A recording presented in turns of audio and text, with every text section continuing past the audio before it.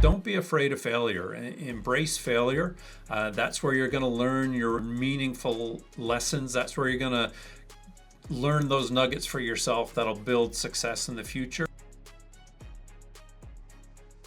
Welcome to the Mark Ferris Experience. Today we have Alan Vansen here. He was the CEO of Rugby Canada for 6 years, so big into sports at a national level. And he was actually part of the leadership team for the Vancouver 2010 Olympic and Paralympic games as well. And he was part of the leadership team that generated over 500 million in property sales. And currently, Alan is the CEO of the investment firm Vansen Group. And really looking forward to having a chat here with you, Alan. Thanks, Mark. Appreciate the intro. Right on. Well, why don't we go back? I mean, you're a big business guy. You've been successful and you've had amazing career making it to the top level. Can we maybe go back to the origin story of what was it that really gave you that entrepreneur itch? And then what was your first step towards making that happen? Yeah, for sure. I've been really fortunate to have engaged and been involved with a lot of fantastic leaders early on in my career. But if I go back to that initial entrepreneurial kind of spirit, I guess actually comes from spending a lot of time growing up with my grandfather. He and his father and brothers started a leading and one of the biggest construction companies, mostly civil works in Eastern Canada. And so grew up in and around that kind of entrepreneurial spirit and seeing what business can do. But, I was always heavy into sport. And so I really had some fantastic opportunities at a young age in terms of mostly sport events, but was involved as an athlete, as a coach. But really, the sporting event sphere is where I was introduced to some phenomenal visionaries who really set an incredible bar and things that we delivered some events in a smaller community in Newfoundland of all places that were world leading, and it was largely through a gentleman who kind of set a really big vision. He was a very successful entrepreneur, and set a big vision for us in a group that worked really hard, very passionate about what we did, and really got to see the power of having that really bold vision and a team coming together that were just passionate and driven by that vision and what we could achieve. Yeah, amazing. What sport did he play growing up? So I Or was played that pretty much everything multiple? in school. Yeah. Certainly my favorites were volleyball, basketball, but my biggest passion growing up was alpine skiing. I wanted to be on the national team. Certainly didn't make it there, but Yeah. had some friends who knocked on the door and a couple friends who have been coaching with the national team as I moved into the coaching ranks. Amazing. Yeah. So you surrounded yourself, you were close to a strong visionary, and you grew up playing sports as well. How much do you think sports plays into a successful business, we'll say entrepreneur journey, when you have that sports background? And what are some of maybe the attributes that you attain while you go through the sports, we'll say, journey going into business? Yeah, I think sport is such a phenomenal environment to prepare you as an entrepreneur, to prepare you as a business leader. Even if you're not leading, sport just teaches there's so many great values, and the way to overcome, challenge, diversity, or adversity. Sorry. It is such a fundamental kind of playground to learn, and probably the biggest element that I've certainly gleaned from sport is something that society has kind of talked us out of these days, is that acceptance of failure. And I feel very much that in today's world, especially for youth today, it's so challenging if you make a mistake.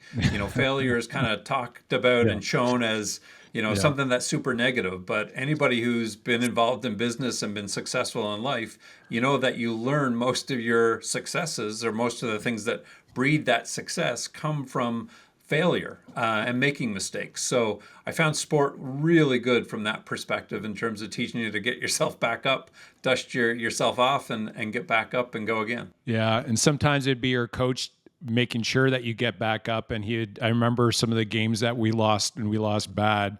The next practice, we'd be up and we called it bag skating. You got bagged or like winded, where you're skating basically the whole next practice, right? So sometimes I Yep. guess we got to get back up, but sometimes you have a coach there kind of kicking our ass, which kind of plays into that as well. But I totally agree with you, Alan. I think that I mean, today more than ever, it's important because the industry is improving, right? Everything, technology is growing, and everything is changing now. So you could be really good at one thing, but maybe in a couple of years it's going to totally not be around, right? And so I think that ability to overcome challenges and learn quickly is, I 100% agree. And for kids these days, I think that's a really great trait that you do learn from sports. So very Absolutely. cool. Yeah. All Yeah. right. So you had aspirations to be, at the Olympics for skiing, but you were successful there, but just didn't quite hit it. And then you learned a lot in sports. And then what happened then at that point? How did you become the Rugby Canada CEO? I mean, that's a national organization, and obviously, you had to do something before getting there to be able to prepare yourself. What did you do? Yeah, for sure. Ironically, I get asked a lot if I played rugby. And we had a teacher in grade school who was from Scotland who, of course, tried to introduce rugby in our school. It unfortunately didn't take off, but that was my one experience, was learning how to pass a rugby ball in a gym.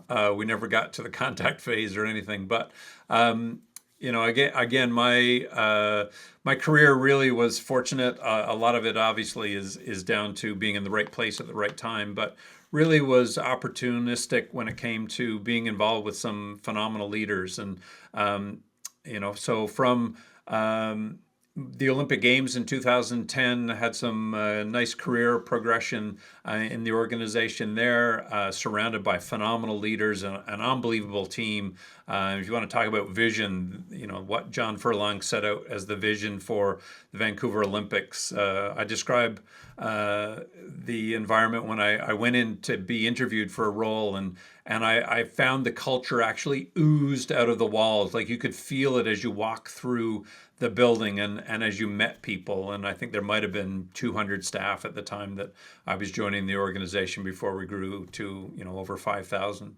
But so went from that to Sorry, I just want to pause there for a second, Alan. yep. When you say the culture, I'm really big on this stuff. I love developing and building culture. So when you say culture, it was like oozing out. Like, I'm really curious as to what was that, and how do you think the group was able to actually make that happen? Like, what do you think were some of the steps in order for that to actually come across? Because we have a lot of CEOs and leaders out there that are listening, and they're like, how on earth can I create that where if somebody comes into the organization, they say the same thing about their organization? Because Jack Welch says that culture eats strategy for breakfast, right? So it's like, obviously we know it's huge for business, but what do you think happened up until that point? And I apologize for jumping No, in, but no. I think it's a really important point here. 1,000%. It really started with John Furlong's vision for this being Canada's Games, and being a very much a seminal moment for the country to gain pride in itself, and gain pride in what our athletes can do, to move forward some phenomenal, reconciliation initiatives when it came to our First Nations, our Indigenous populations. And it might sound cheesy, but it was actually true. I would get in the elevator, and we'd be moving from meetings, and John Furlong would jump in the elevator, and as probably one of the best known Canadians at the time, he would say to you, "So what have you done for your country today?" And that wasn't just a story. That was a regular occurrence. And so you'd walk back to your desk with a very intent purpose and drive. And I was always someone who, I loved being up early and working early, and I would I would try to be the first person in the office, and I'd be in the office at 6 a.m. in the morning. I'm walking up over the stairs, and I could never beat John to his office. And I thought at one point he must be living in his office because I'd walk by his office on the way to mine. But it's phenomenal what that vision and then the way that we went about hiring staff, particularly the leadership team, and as that grew more and more robust, how important it was that they all had the same values, the same, not certainly all the same strengths, but certainly the same values and same focus and understanding in terms of what the mission was. And so having a visionary leader like that who is very approachable, very down to earth, really spell that out for you and bring it to life day in, day out, was something that was critical to that. But like anything, it comes down to the people you bring into an organization. So as you grow from 10 to 100 to 1,000, it really, really critical. To use your Jack Welch, he was my first real business guru I followed, but that fire fast, hire slow mantra is so critical. And we were really diligent in terms of that hiring process. Oh, I love that. It's such a great example. I mean, and this is at a national level as well. So for the listeners out there, this is real, and you got to see what the results were. And so one thing that I think is really good to underline here that Alan, the CEO, he ended up simplifying the mission into a very simple question. What did you do for your country today? Right. And Yep. so that is one of the things that I found with really strong CEOs is that they're able to simplify a, we'll say, an aligning message for everyone so that everybody can resonate with and be appealed to. And you know what? For people that have that national, that pull that they're proud and patriotic, they would be pulled to that like a magnet. And for those that really didn't care, they would be repelled by that. Right. And so that is such a great example of how to execute on creating a strong culture around a mission. And I just think that that's such a great point. And then the other one is about enlisting the right people. So once he was clear with the mission, you guys went ahead with bringing on the right people that actually could buy into that purpose, which is one of the foundational pieces to successful entrepreneurs and businesses out there that are able to get, above average, and we'll just say in a lot of cases, smoke the average business out there that are able to execute on this. So thanks for sharing that. So I keep going with the stories. Yeah, yeah, Yeah. no worries. So, a phenomenal experience, and so much we could delve into in terms of the Olympic Games, but that led to an opportunity to join an organizing committee in Toronto that was about to deliver the Pan American Games. They were just getting started in 2010. And so when I was approached by the CEO to join the organization there, there was literally two staff on board at that point in time. And I thought it was such a unique opportunity for any country to be able to host and deliver, host or plan and deliver a major games or a major event in proximity to a previous event. So the lessons that we learned in 2010 were very practical and still relevant to bring forward in 2015. So quickly joined the organization there in 2010. And we went through some leadership changes, as happens often in games like that. In fact, looking back, John Furlong was a bit of a unique beast in that he was, I think, the first individual ever to be the CEO of the bid organization and then the CEO of the host organization all the way through to the completion of the games.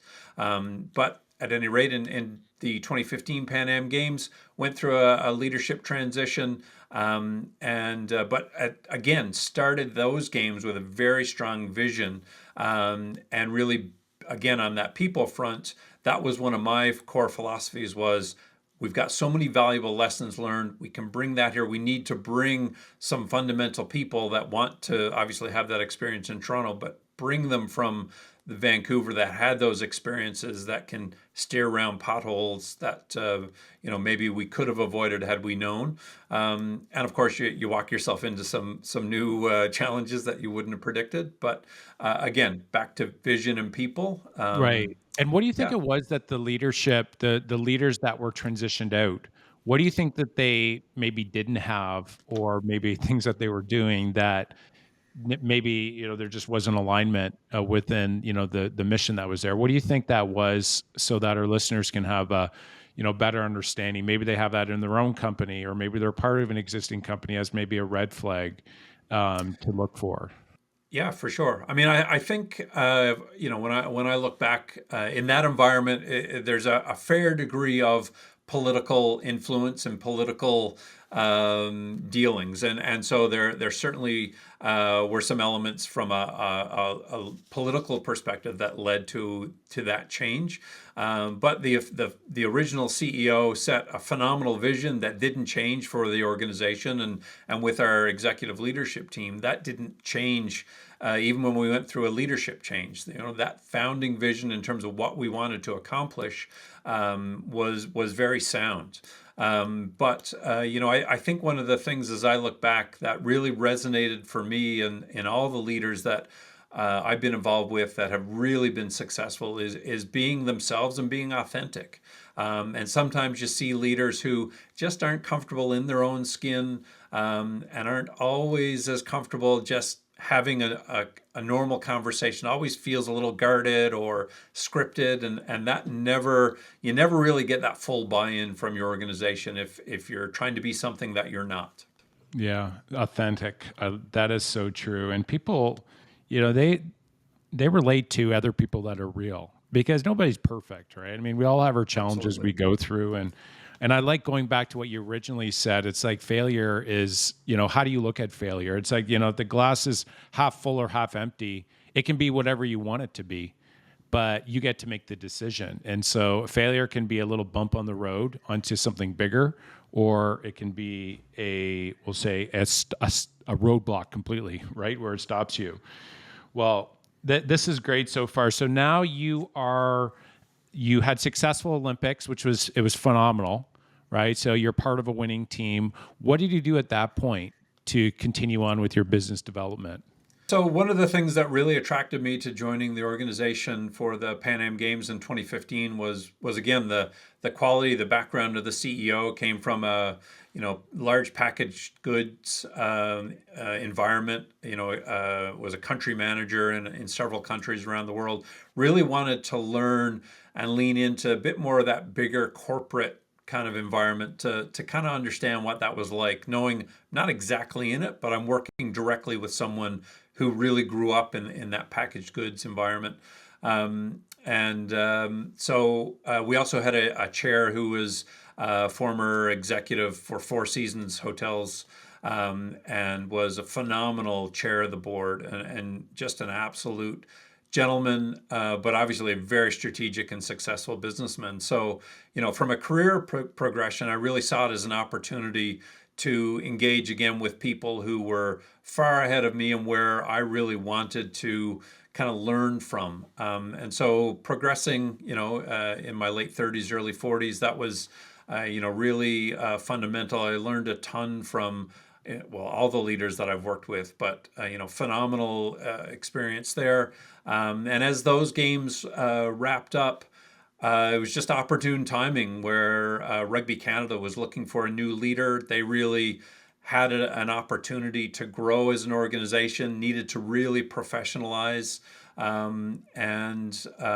so decided to throw my hat in the ring, and was fortunate enough to get selected to lead an organization that was operating, around 12 to $15 million a year operating budget, with a vision to try to double that. And we got pretty close. We were within a year or two, we grew that to about $24-25 million revenue a year, which for a national sport organization, for many people won't know, that's probably the top two or three or four in Canada, which isn't a lot of money, and expectations far outweigh the resources you have. But it was a phenomenal experience to also want to sit in that CEO seat, Yeah. which again is a unique experience. Until you've done it, you truly are independent and alone in that organization. Yeah. Yeah, right on. And so, just for the listeners out there, Rugby Canada, is it funded through is it federally funded? Is it like how does funding come through? Is it charitable donations? Do you Yep. like maybe you can help with that? Combination thereof. So the organization only received about 10% of its 10 to 15% of its revenues every year. It would vary year to year, but about 10 to 15% from public funding sources, largely the government of Canada. But we were one of probably again 3 or 4 organizations that or national sport organizations that had that ratio where it was 80 to 90% of our revenues were self generated, whereas the others largely rely solely on funding from government. So we really drove a lot of our revenues through event hosting, which we hosted and still host to this day. One of the largest sporting weekends in amateur sport in Canada with the Vancouver Sevens tournament in Vancouver at BC Place. About 40,000 people a day fill that stadium, all dressed up in costume and have a phenomenal time. So we started that event the year that I started What exactly is started that with the event? organization. What goes on at that event?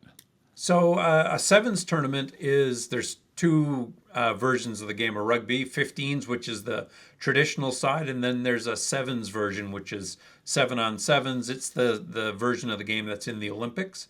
And so a sevens tournament is very hard to make it entertaining from a broadcast perspective. It's really a live entertainment, and people Oh wow. come in costume. They and it's hilarious. I invited a friend my second year there, and he said, "Well, how will I know how to get there?" I said, "Well, just get on the transit." And I said, "You'll see people in costume. Just follow them, and they'll." And as soon as I met up with him, he was like, "Yep, I followed these people dressed up in costume." So people get dressed up. They make it a Yeah. routine every year. Big groups. They come. They party. We sold more beer in that weekend at BC Play Stadium than I believe the Lions did the entire season. Wow. But in See, true rugby fashion, no major incidents. No one had to be ejected. So yeah. that speaks to the Well, values. good old Canadian get together, right? So 40,000 Absolutely. people. So here's the question. How do you create an idea like that? And how do you take it from basically an idea to actually 40,000 people? Maybe you could take us through the main steps that you went through. And the guy, those of you that are listening, these steps, as you're listening, don't just think about it from an event standpoint. Like this in general, it's any sort of organization, right? So you could apply these same lessons to starting any sort of business or doing any sort of event as well. So when you're listening, really pick up on these steps here. And I think it can be really valuable. Go ahead, Alan. Yeah, thanks. Great question, and it is as we talked about, with youth and playing sport and lessons you learned is no different in this aspect, and I often find it sometimes challenging for people to wrap their head around, running a sport organization. How's that equivalent to leading a business?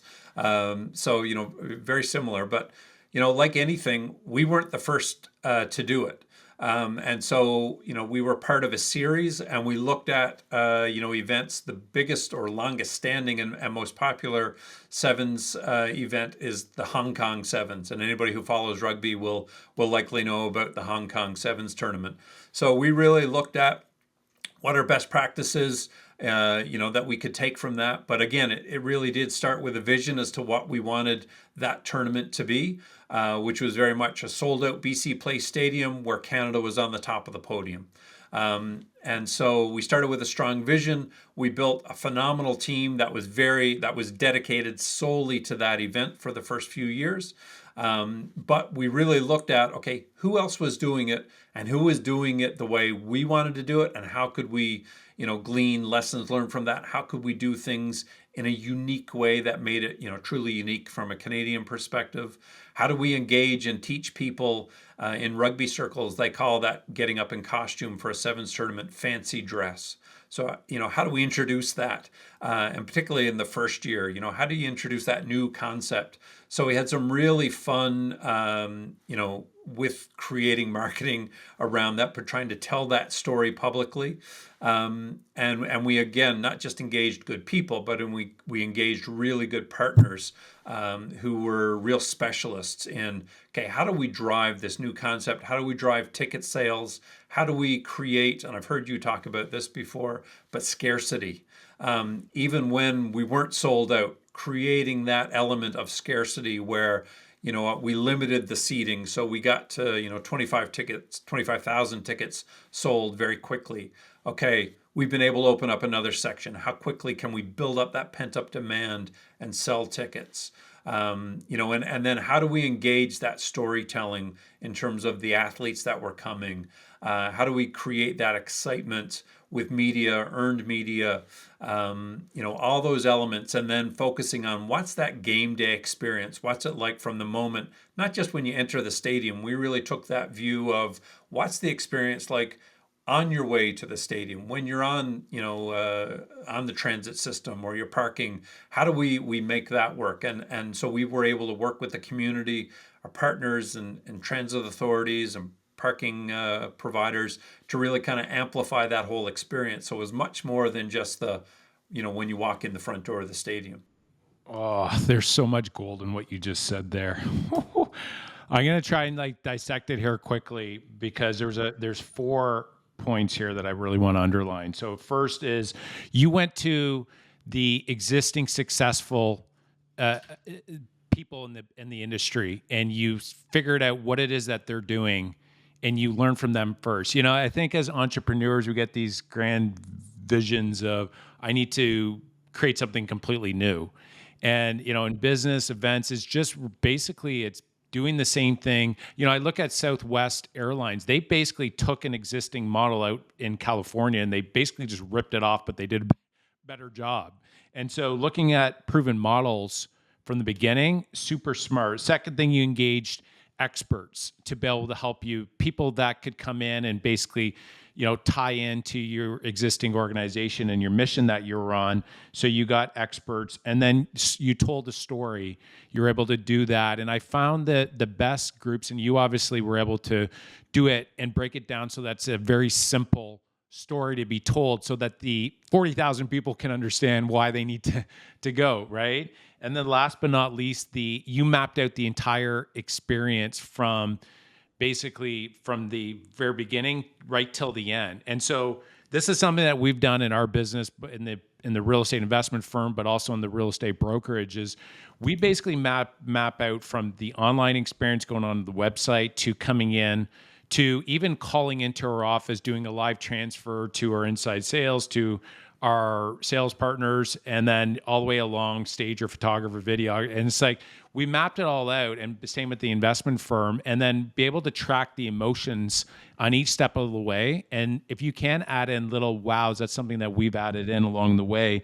But being able to map out the client experience, if you do all these things, guys, this sets you so far ahead of other entrepreneurs and organizations. And I really think that all these groups, they have very similar principles. That's why business is such a beautiful thing, because you can learn from anybody in the industry. And that's one of the reasons why I'm doing this. I mean, for me, I can definitely learning from other successful people like Alan, but also we're able to give you guys abundance of value from multiple different industries and backgrounds as well. So Alan, that was phenomenal. Really well said how you dissected that. Awesome. Yeah. So Yeah, I completely agree with what you just said. Like there's so many lessons learned. I mean, unless you're, the only one that comes to mind right now is an Elon Musk or Jeff Bezos, who are truly, creating something very new. But business is not, that hard when you look at someone else has done it. Someone else has encountered something, and the value of reaching out and learning from them. And what most people probably think is, oh, well, they won't want to share their secret sauce. But the reality is, anybody who's been successful wants to help somebody else be successful. And so, you'd be amazed at what you gain from that and being around people who are doing something, 2, 3, 5 steps ahead of you. It's inspiring, it's energizing for you, but it's also energizing for them to give back and to help see somebody kind of rise up. Yeah, that's been my experience as well. When anybody successful that are truly successful, they really want to help that next person. I found that the ones that don't, generally they're more threatened.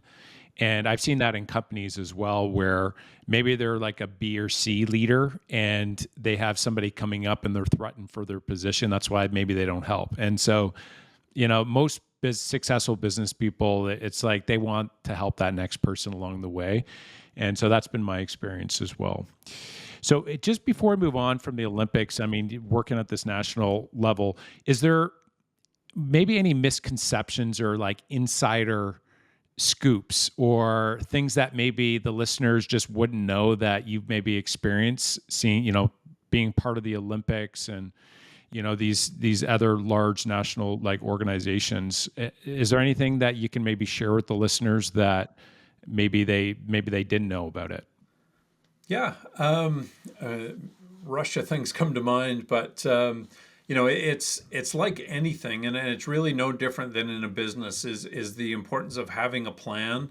I mean, in a major event and major games like an Olympic Games or Pan American Games, and again, it's no different than in a business. You need to create a plan, and it starts at that strategic level, that high level framework. What do we want to accomplish in 4 or 5 years, whatever your criteria is, and then reverse engineering that down to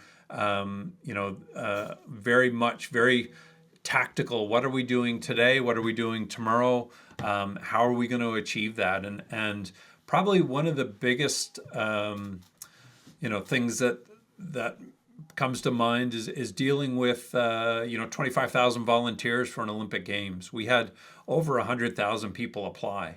And when you get into that, you So wait think, a okay, second, well, you had to tell 75,000 people, no, we don't need your help. that was the hardest part. Is how do you Oh tell man, 75,000 people, that's beautiful. You don't. We're not going to pay you, but 75,000. No, we don't want. That must. How on earth did you do that? Yeah, that was a yeah, difficult one, yeah. and it was interesting because we were still leading, into a couple months before the games. We were still recruiting because we had some bottlenecks where we needed volunteers in Whistler and in the Whistler corridor who could provide their own accommodations. We had, I think there was a need for 4 or 5 thousand volunteers up there. The numbers are a long time ago, but somewhere in that range. And we had a limited amount of accommodations that we could provide volunteers. So, we were still recruiting people. That became a skill set that we were recruiting for is, do you have your own accommodations in Whistler?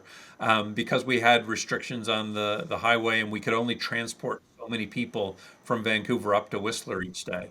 So things like that happened. We had to provide accommodations on a cruise ship. When you put several thousand people on a cruise ship, lots of funny things happen. Even with the best of intentions and the best, vision and volunteers, they're people. So all sorts of those things happen that you've got to manage throughout the actual event as it's happening. So lots of funny little things, but really no different than what happens in a business, and that you're managing and dealing with people day in, day out. Alan, was there a plan maybe that failed that maybe was something that you guys had to overcome because there's a lot of moving parts, right? So was there something that comes to mind where it was like, wow, like we handled that, but just barely, or maybe it just didn't go off well? Yeah, best example was if everybody thinks back, especially from a real estate perspective, you think back to what happened in 2008. We walked into the great financial crises, and that was 2 years leading into, the biggest sporting event in the world in 2010 in Vancouver. And that had profound impacts on, corporate partners and some sponsors who weren't able to fulfill their commitments. And so as an organization, one of the things that it was probably my first big experience of looking at it from this perspective, but never let a good crisis go to waste. There's always opportunity in a crisis. So I had just moved over in the organization to leading our workforce team, recruiting those 25,000 volunteers. The process as to how you identify that we need 25,000 volunteers is a whole other podcast. But Suffice it to say, the organization was calculating out that we needed double that we needed 50,000 volunteers. And we knew from other games that we didn't need that many. And so we were walking into this great financial crisis. How are we going to balance our budget needs now that our revenue was going to be impacted? And I remember sitting and talking to my leader and in the senior leadership team and saying, listen, we've got two big problems here. Let's attack both problems, from the same common perspective. And so we came back to, what are our service levels going to be? And we were going through a workforce planning exercise.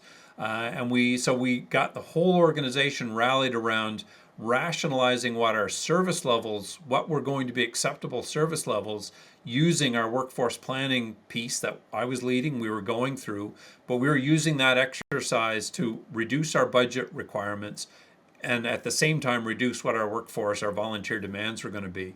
So really finding those nuggets, those opportunities to leverage a real challenge that was how are we going to overcome this to okay, how do we make this work and get the organization at that point, we're several hundred people. How do we get everybody on the same page and aligned here?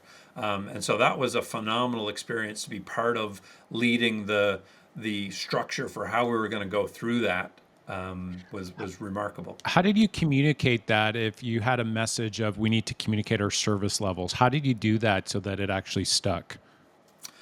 Yeah, so it was interesting. So we brought our entire, from our director level to VP to senior to executive, CEO, we brought them all in a room and we actually took a venue and we walked through, a day in the life of that venue. So what happens, and the best example that comes to mind where we, were able to modify a service level was around our what we call press operations in a games world, and that's, you've got 10,000 of the world's media coming to your city. You provide press centers and services for all those media at each venue, and so we had standards that we created. Which were, after competition, a media center was going to be open for, 4 hours. So those media could file their reports, upload photos, video, what have you. And so we went through a day and we just rationalized, this event, the Moguls event was going to end at, 10 o'clock at night. Well, we weren't going to keep the press center open until 2 o'clock in the morning. That didn't make sense. So could we lower that service level down to 2 hours? Those sorts of things. How many breaks do we need to, when I say breaks, I mean, how many days in a row would we have volunteers fulfill their obligations? And I remember, our workforce team saying, well, we've got to give them a break every, 3 or 4 days. And I was like, this is a 2-week event.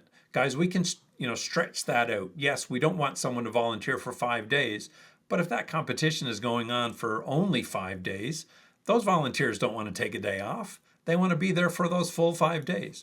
So it's really rationalizing that at a common level, but then being able to drive that down and trust in your team, that bigger team, to take that message and drive it down and apply it practically. Yeah. See, this is to me how you run a real business organization. I wish actually, Alan, it'd probably be good maybe if you did some sort of, we'll say, counsel to the government on how things are run so that you don't have waste and you focus on the experience. It just makes sense, right? We're not going to open it during this time. And some of the things you see out there is like, man, there's just such waste out there. And then you see the opposite end of the spectrum. I mean, what you're talking about from a customer service, which I love, creating customer client experiences like that. I get really lit up on that. But you can keep going further down the road of like efficiencies, and then there's lean manufacturing and Six Sigma, and basically where you go down where they cut down the amount of waste. And this is what these automotive companies do. But you can take that into all businesses. But I think focusing on the experience there and going through what you did, obviously there was awesome results, this stuff works. So really great so far. Now, so you were successful there. I want to transition over to real estate investing. So you did have you were part of a large group that you guys sold over $500 million in property sales. And so Can you maybe just briefly talk about maybe a key lesson that you learned from there, and then how that transitioned into what you're currently doing, where you're helping investors invest into these large multifamily properties down in the Southeast? Like, what was it that I'll let you answer the first question first, as maybe a key nugget of the sales organization that you were part of. Yeah, for sure. It was probably one of the most rewarding experiences, most challenging experiences, even when I include the Olympic Games and the success that the Olympics and Pan American Games and winning a medal in Rio with our women's sevens team. But taking a concept that our owner and visionary had for this resort development, and literally looking at a 300-acre piece of forest. And I've probably spent 100 or 200 hours in a helicopter at some point over those 2 or 3 years as we look to expand this resort. But carving out a world-class golf course designed by Doug Carrick, right along an amazing salmon fishing river on a beautiful large lake, and really creating and bringing to life the vision that our owner had for creating a true four-season resort experience that was really remarkable. And when we fundamentally looked at how we wanted to go about selling this asset, we really discounted Canada as a market. So we were very strategic around where we focused our market. And we did that for a primary reason is many people look at, particularly in Canada, they don't never look at Newfoundland as a place where money goes to grow. They look at Newfoundland as a place where money goes to die. Why, And why, if why you do they said to why do they say that? Is it just like real estate prices overall, or is it just a mindset? What is that? I think it's a lot of mindset. I think it's just there hasn't been a whole lot of economic success in Yeah, Newfoundland, yeah. quite frankly, and people see it as a lot of smaller outport fishing communities that Mhm. work seasonal jobs and then get on unemployment insurance and that wasn't certainly our vision. We saw this as being a really creating an industry. And I remember talking to government leaders at the time and referencing, the province generated about 500,000 annual visitors a year. And to me, that wasn't a tourism industry. You were attracting millions of people to Alaska, which, is harder to get to than arguably Newfoundland is. And it was actually our sales director, who was South African, had been involved in a bunch of resort developments and sales, leading sales processes there before. And he really turned the world on its edge for me when he said, guys, if you actually take the globe and you put Humber Valley Resort in the center of the universe and draw a 5-hour flight radius, you're within, 75, 80% of the world's population that has the economic means to spend big money on resort experiences and invest in real estate, luxury real estate. Between, Europe, the northeastern seaboard, it's remarkable. We were a 5-hour flight away from London, which when we decided to sell the product in Europe, we were selling Canada. We weren't selling Newfoundland. We were selling a really amazing experience. And so when we would have these sales trips and clients would come over 8, 10, 20 at a time, we would sell 25, 30 properties. For months, we didn't have anybody come that didn't buy. And a large part of that was because of the experience that we gave them when they came.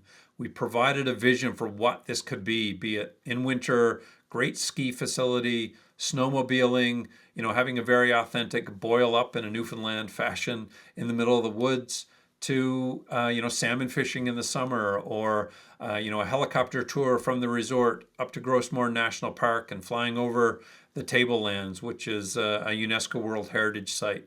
So we really refined that process down to literally when the helicopter would land, the clients would get out, our sales director would be there to meet with them. We would load another 4 or 5 people in the helicopter. He'd be taking those 4 or 5 people in and would be signing, property sales. And so we had a remarkable run of just being able to provide that phenomenal, authentic experience that people could envision then as a tourist what that would be. And so that translated, really, really well. Yeah, really smart. You knew where your buyer segment was and you went after it, and you weren't selling one at a time, you were selling multiple at a time, which is, to me, makes a lot of sense. All right, so let's transition to real estate investing. Through that experience there, you ended up moving on, and now tell me a little bit and tell us a little bit about, what you're currently doing and why maybe you're transitioning from purchasing multifamily in Ontario to the Southeast. What's made that transition, and what are you currently doing now?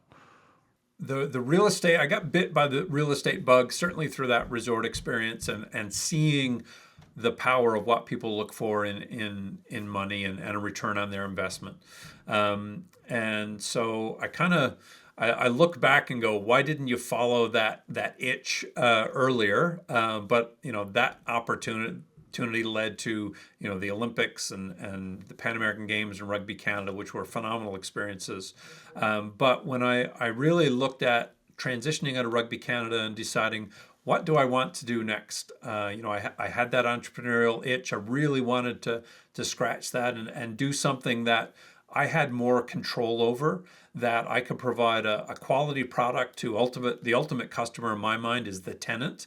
But at the same time is create opportunity for friends, family, investors really to look at alternative ways to grow their wealth. And it's a phenomenal time in the industry, which you certainly know.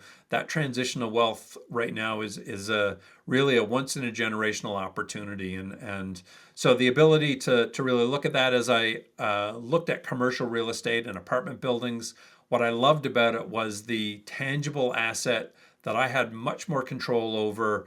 What can I do to impact that net operating income? And so we bought a small asset just outside Toronto. We really loved the supply demand quotient in the GTA, so many people moving there, and got very excited about it. Bought that asset and immediately started running into challenges with tenants, and then planning to do a very significant renovation, unable to get tenants to move on, waiting 6, 8 months with the Yeah. landlord tenant board to get a hearing, offering tenants crazy amount of money for them to move on, and just going, this is not how this is supposed to work.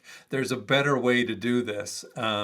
And it led me to look at other markets and finding a mastermind and again, someone who is leading a group that is really cohesive, sharing, very open, authentic. That was the biggest thing I looked for in terms of joining a mastermind. Was I wanted someone who was authentic, who had done it, seen it, but was also rallying a bigger group of people who they were actually doing it. It wasn't just theory. And so joined that mastermind, and it's a phenomenal group of individuals. Find it so energizing, but it really led me to looking at the Southeast U.S. Market and markets in the U.S. that are a lot more landlord friendly, where you can have much more control over your asset and ultimately the returns that you can provide to your investor, while at the same time providing a phenomenal experience to your tenant. Real estate investing, we had that same experience in Ontario, and we still have assets there. But, to paint a picture of what Alan's talking about, like, we personally went through this, and we've offered $30,000 cash for keys where they were $1,000 below market rent because we acquired it when the rents were really low, and we could only raise 2.5%. But down south, you can raise it to market value at the end of the year lease, and you can evict a tenant, non-paying tenant, in 1 to 2 months. Where, Alan, I like 12 to 18 months it can take. I think I've heard these stories from investors, and it's like you're swimming against the current. And so for you, what have you seen returns, like what kind of annual returns are they doing, and maybe any cash flow returns that you're seeing down there? Yeah, for sure. So a lot of what we look at in the mastermind, and what I've seen, what I've invested in, and what I'm seeing, other peers in that mastermind group deliver are, typically a 7 to 8% cash on cash Obviously, for people to know those first couple of years as you reposition an asset, you're not getting there, but you're catching up to that as you turn your tenant turn your leases and you do those trade outs. So typically seeing that 7 to 8% cash on cash. And a 18 to 22% annualized average annualized return. Won't go into the whole IRR metrics, but that's a better metric to measure your investment and the time value of money. But typically that is in that minimum 17%. So you're looking to double someone's investment in say 5 years. You're doubling the money that they've put in. What I really like about those value add opportunities where it makes sense is the ability to do that cash out refi, to hold an asset long term, where if you can get that investor's capital all back, they typically will want to reinvest that again, and then they maintain their equity in that asset. It's cash flowing, producing at that point could be 10, 12%. You could be refining it and you're taking out debt and distributing that to your investors, which is a tax-free event. Which is as you get into the nuts and bolts of how the tax benefits work, they, as a Canadian, when you look at the U.S. market and you start figuring that out, the U.S. market's so much more advantageous in terms of the ability to invest and grow and create wealth through real estate. Well, 100%. And for the listeners out there, this is the same approach we implement with Ferris Capital Partners, is this value add approach. And so the genius in what Alan is talking about is that these buildings, you'll go in and they're already cash flowing. So they're already making money each and every month, but you can actually flip the building. So you can renovate 5 to 10 units a month, depending on how big the asset is. And you're slowly flipping the building while you're cash flowing the building. Can you imagine buying a property, just say your neighbor, it's a single family property, and you negotiate a deal with the tenant to say, listen, you're going to continue to pay rent. I'm going to go in and renovate the unit while you're living there. And then so the property needs to cash flow, by the way. Oh, and when we're done the renovation, now you're going to be paying higher rents. And if you stop paying, then we can evict you in 1 to 2 months. Can you imagine? Well, in these multifamily properties, what happens is at the end of the 1 year lease, the resident, which we like to call, because I totally agree with you, Alan, I believe they're an actual client, not just a tenant, they're a resident, and the better you treat them, the better the asset will perform. But what happens is at the end of the 1 year lease, they have the option to either raise the rent to market value, or they can transition into a premium unit, or they can, maybe it's too expensive and they can transition on, but then you can flip that unit when they move along. And so you're flipping the building as you're cash flowing it. So it's one of the, we'll say, the lowest downside investing mechanism, especially if you get fixed long-term debt, and some of the strongest upside because you're flipping it while you're cash flowing. Alan, did I summarize that okay? Was there anything you want to add to that? 100%. And probably one of the biggest lessons I've learned as I've spent, my wife would say, don't get Alan talking about real estate because he's obsessed. Yeah. Is what I absolutely love about it is scale matters and size matters. And people often think, oh, well, if I buy a house a year for the next 10 years, I can have 10 houses. And my immediate response is, forget that. Go and buy, if you don't want something big, go and buy a 5 unit. Do that every couple of years. It's not based on your income, but size and the ability to scale. And what many Canadian investors can't appreciate is, a 100 unit asset in the US is small relative to a lot of what we see and a lot of what's accessible to a Canadian, investor to try and take down on their own.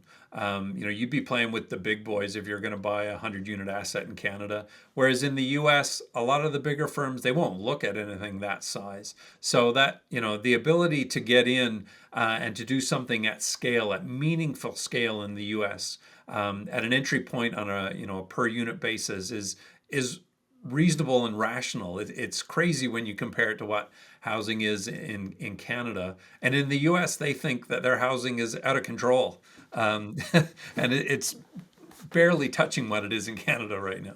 Well, that was one thing I found in the States. The U.S. really, they think 10x, right? And so I think Grant Cardone has that as his trademark 10x. But the reality is that down there, I mean, there's 10x thinking, and there's a lot of really good things that we can learn from that. And it's not for everyone, of course, but there's some really good things happening there, and it's really strong return. So I could keep talking, Alan, real estate all day long, but we're coming to an end here. I want to make sure that we get our lightning round. And you ready for these last three questions? Let's bring it on.